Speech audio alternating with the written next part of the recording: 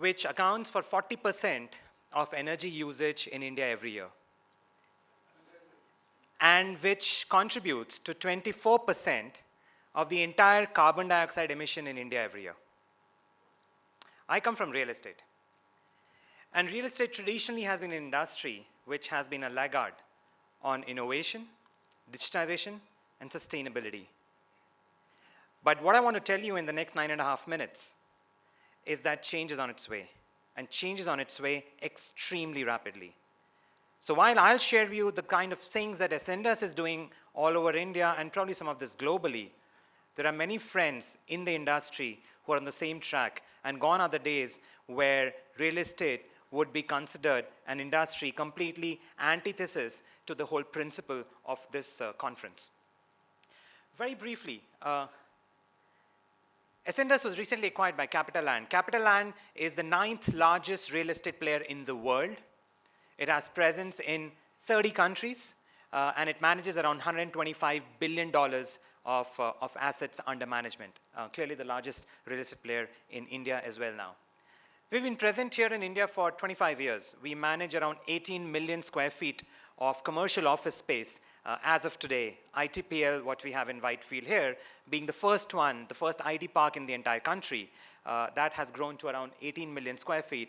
And a same amount is under construction, so in the next 4 years, this number is going to become 32, 33, 34 million square feet. Which means that theoretically, my carbon footprint should continue to grow at the same pace. And that is incorrect. CapitaLand as a group has achieved these numbers over the last 4 to 5 years. The first sustainability-linked loan in Asia for real estate, $300 million with a couple of French banks, where the deployment of the loan is on green projects, and based on your successful KPIs, your interest rates of the loans keep coming down. The first ever in the real estate industry. 30% reduction of carbon emissions since 2008. 18 to 20% reduction of water and electricity reductions. And I'll come to a bit on how we've been able to manage all of this. So we look at our roadmap in the country based on 4 pillars. The first is reduction of energy.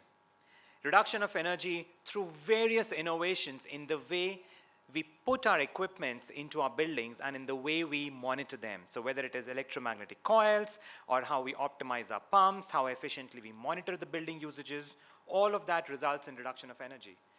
Energy efficiency is the second key focus area. We've got something called as an Ascendas Operation Center, which means that all our buildings globally sit on sort of an IoT network of networks. And all these buildings talk to each other. And when they talk to each other, they are actually telling each other, hey, your energy usage at this time of the year is this much based on your occupancy, whereas mine is this. How can we optimize? So we have a central network operating center which continues 24/7 to optimize all these buildings that sit on this platform. And how do we do it?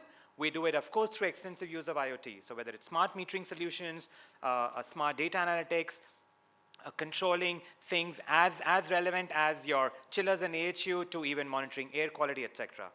The third is connectivity and mobility, and I'm glad that a lot of my colleagues here earlier shared and talked a lot about connectivity and mobility. So we provide all of them a use case. ITPL here, as an example, has 55,000 people working in the park. That number is going to go to 100,000 in the next 3 years. And that's a huge test case, not only for piloting these mobility solutions, but for us to reduce the carbon footprint. So we run electric buggies throughout the park. We have charging points in our parking and spread across the parks. We've got carpooling. We are working with Quick Ride already. And we've been working on shared transportation for many, many years earlier as well, which is to ensure that all these 55,000 people are not bringing in 55,000 vehicles with them. And the fourth is about smart design. And that's the fundamental. That's why I want to cover it at the end.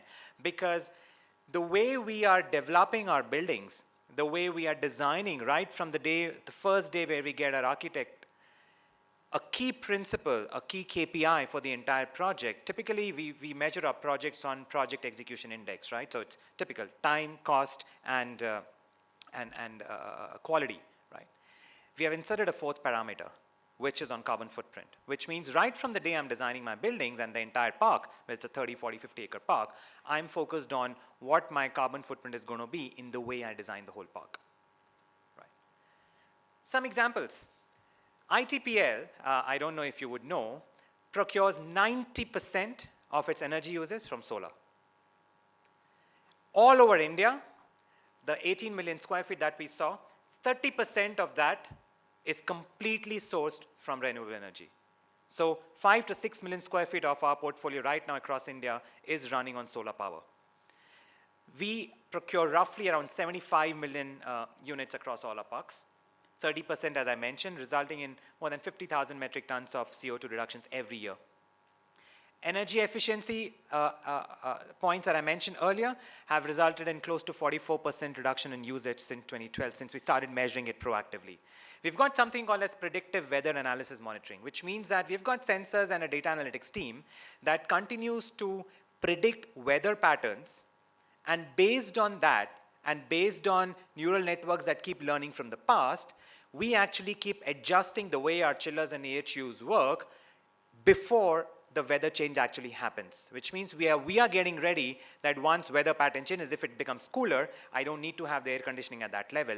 My machines have already identified that some time back, and we have been able to do it because we've been operating the buildings for many, many, many years. So we've got tons of data that we have started to make use of in terms of analysis. Water efficiency, 38% reduction since 2011, 2012. 100% of water treatment. So all the water in our parks that is being used for landscaping, we've got some lush green parks all over India. Everything, for example, that's used for landscaping is all from the STP. Not even one drop of fresh water is being used for anything that we do in our common areas.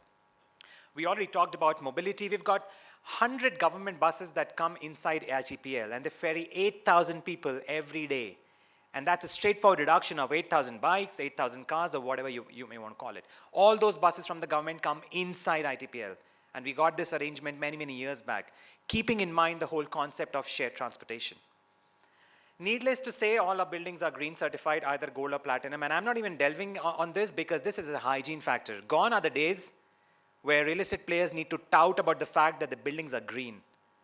That's stating the obvious. We are moving ahead of what more can we do apart from making our buildings green? And one of the things that it means is on wellness, and I'll come to that in a while. So all these efforts and initiatives have reduced our carbon footprint, and we have procured close to 195 million units of electricity from renewable sources over the last probably 4 to 5 years. And when I mentioned that we have taken sustainability one level higher in terms of what it means to us, we've moved away from just having green buildings, gold and platinum LEED buildings, because that's obvious. What we are trying to focus now is on well-being of the occupants of the building, which means that we have partnered with agencies globally that actually certify buildings on wellness. And this is called WELL certification.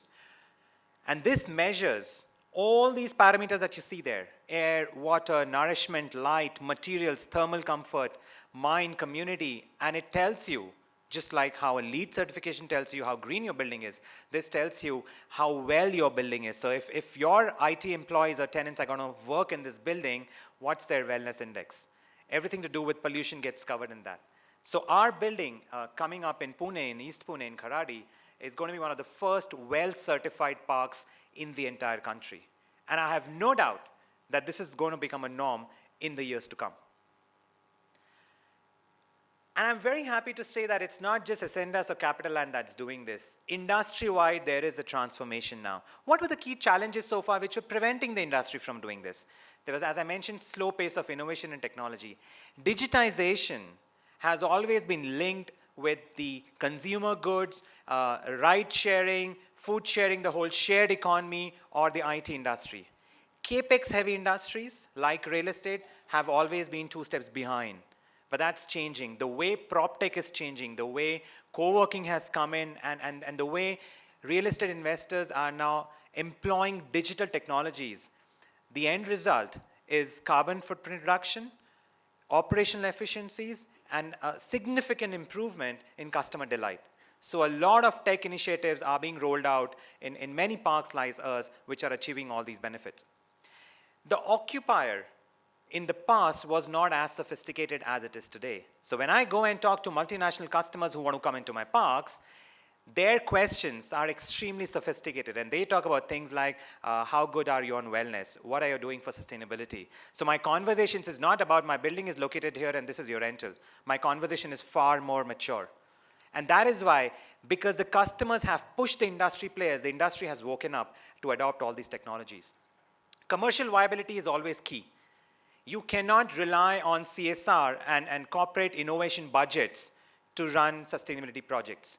You have to ensure that they are financially viable. Only then you will get a long-term leeway from your shareholders.